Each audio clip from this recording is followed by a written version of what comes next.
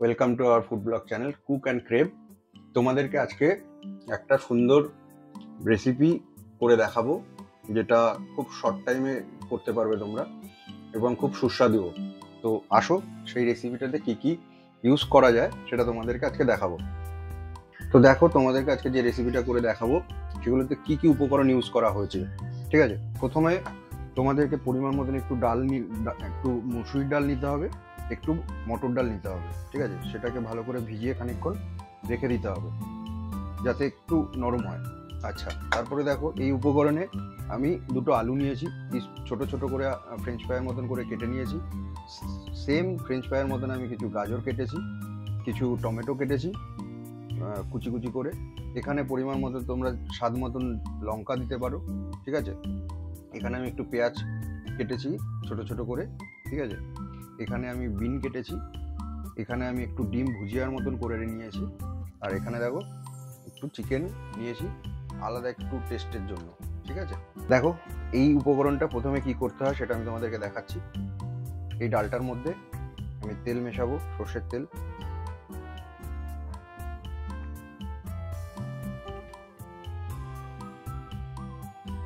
আমি কড়াইতেও কিছু তেল দিয়ে দেবো।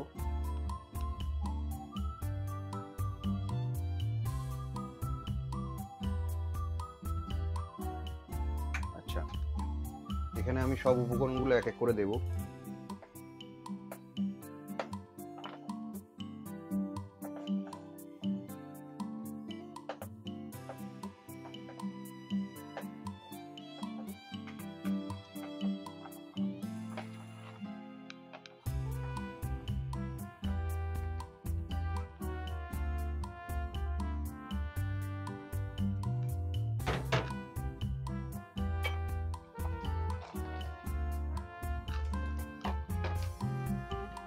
দেখো সবগুলোকে একসাথে আমি মিক্স করলাম।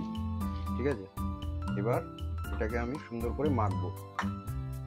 যাই হোক, মাফি চাইছি, বাট আমার বাটিটা একটু ছোট হয়ে গেছে, তো আমি একটা বড় বাটির মধ্যে এগুলোকে নিয়ে নিলাম। সেটাকে আমি এখানে মিক্স করবো এবার সব। ততক্ষণ আমার তেলটা গরম হচ্ছে।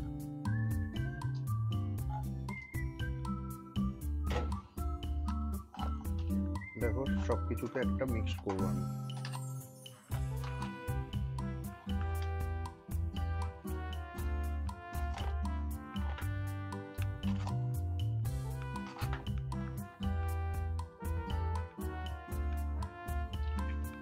ভালো করে মিক্স করে নিতে হবে। এর মধ্যে আমি কি কি দিচ্ছি, আরো তেল দিয়েছি। এবার আমি স্বাদ মতো লবণ দেব।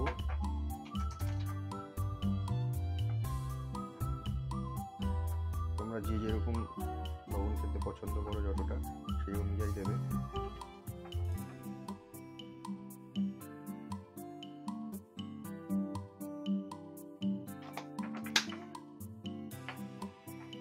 একটু হলুদের গুঁড়ো ইউজ করবে।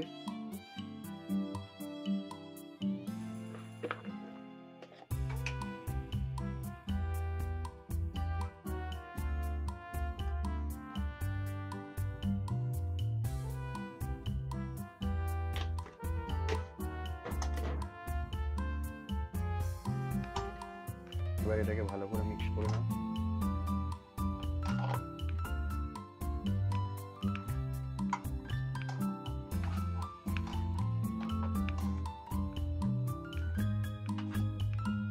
দেখো আমাদের তেল গরম হয়ে গেছে।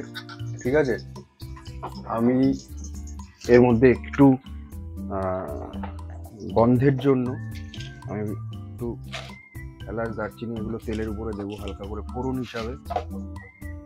ঠিক আছে, এই যে এটাতে একটা স্মেল থাকবে ভালো।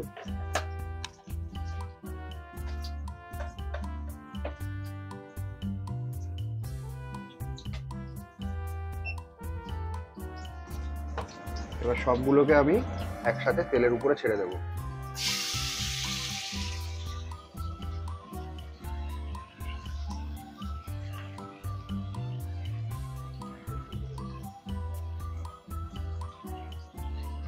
দেখো সব তেলে ছেড়ে দিলাম একসাথে, মেখে ভালো করে ম্যারিনেট করে আমি ছেড়ে দিলাম।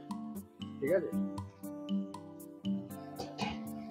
এবার এগুলোর মধ্যে সেম আমি মাংসের কুচিগুলো দিয়ে দেবো, যেটা আমি তোমাদেরকে প্রথমেই বলেছিলাম একটু টেস্টটা বাড়ানোর জন্য। আলটিমেটলি কি করতে চেয়েছি, কি হবে কতটা আমি জানি না, প্রথম এক্সপিরিয়েন্স করছি, আশা করি ভালো লাগবে, দেখা যাক। এবার এটাকে খুব ভালো সুন্দর করে আমি ফুল ফ্লেমে অনেকক্ষণ ধরে কিছুক্ষণ এটাকে কষাবো।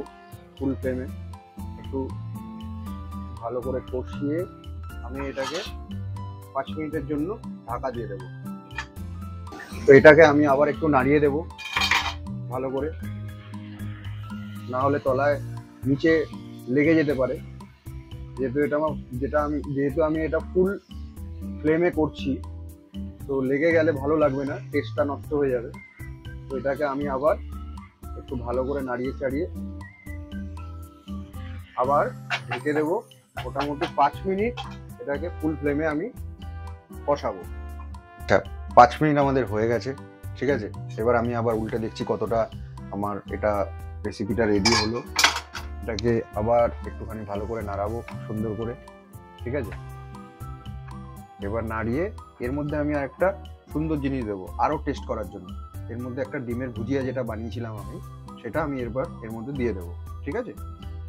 দিয়ে এবার এটাকে আবার ভালো করে সুন্দর করে নাড়িয়ে দেবো।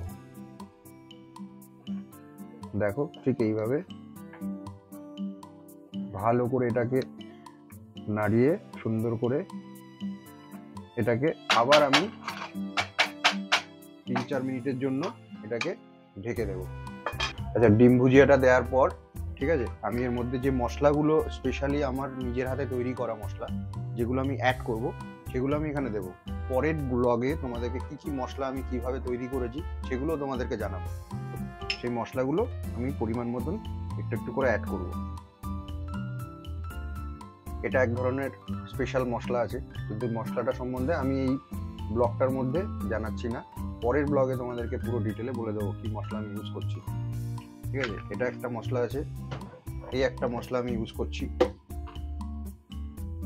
এগুলো সব আমার হ্যান্ড রেসিপি, বাড়িতে তৈরি করা মশলা।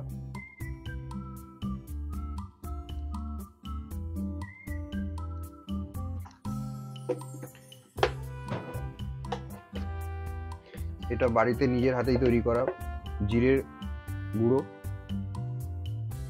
তোমরাও এইভাবে বানিয়ে নিতে পারো।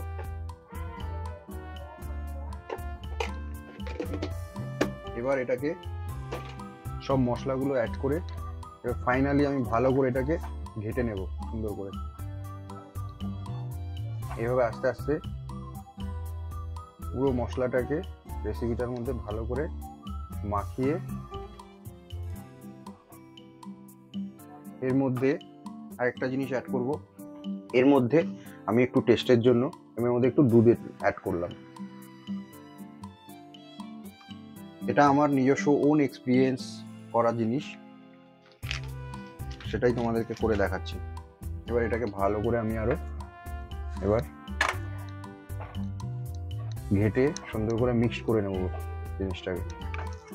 জিনিসটা আমি পুরো ফুল ফ্লেমে করব, যতক্ষণ না কড়াইতে নিচে লেগে যাচ্ছে।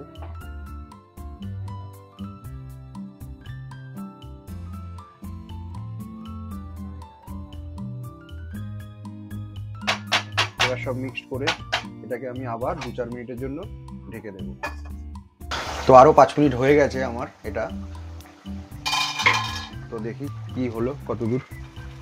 এই দেখো এত দূর এসে দাঁড়ালো, ঠিক আছে। এবার এটাকে আমি সিম্পল পরিমাণ মতন জল অ্যাড করে দেব।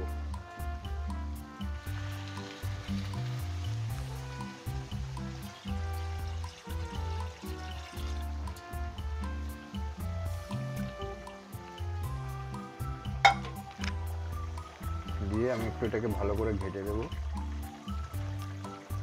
জলটা মনে হচ্ছে একটু কম হয়ে গেল, কারণ আমি লাস্ট যখন নামাবো তখন এতটুকুই রাখবো আমি, তার জন্য আরেকটু জল দিতে হবে।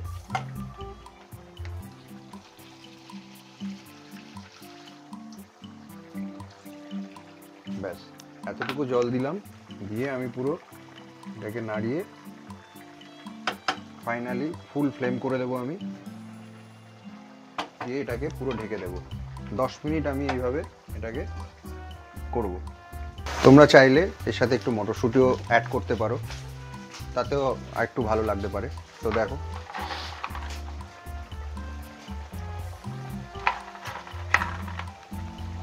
নাও করতে পারো, সেটা তোমাদের উপরে নির্ভর। আমার মনে হলো এটা দিলে একটু ভালো টেস্ট আসতে পারে, তো ঢেকে দিলাম আবার। তো তোমরা একটু মাঝখানে দেখে নেবে, আমি 10 মিনিট বলেছিলাম, মাঝখানে একটু দেখে নেবে যাতে কড়াইতে লেগে না যায় রেসিপিটা, তাহলে আবার বাজে টেস্ট হয়ে যাবে। এবার দেখো,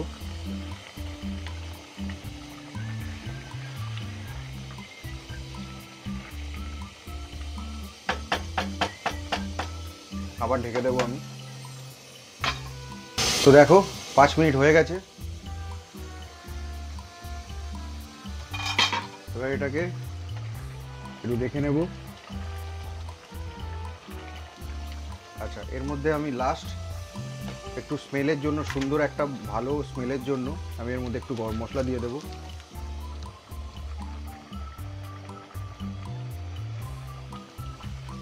আচ্ছা, গরম মশলা দিয়ে দিলাম। এটাকে একটু ভালো করে নাড়িয়ে দেবো।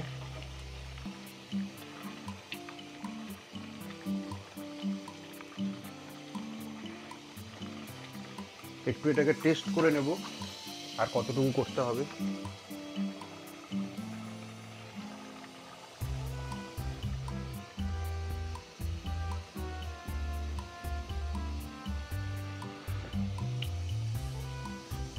নাইস। তো দেখো ফাইনালি কেমন হয়েছে।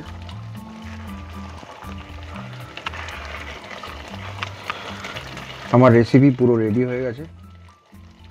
এবার আমি এটাকে নামিয়ে নেব।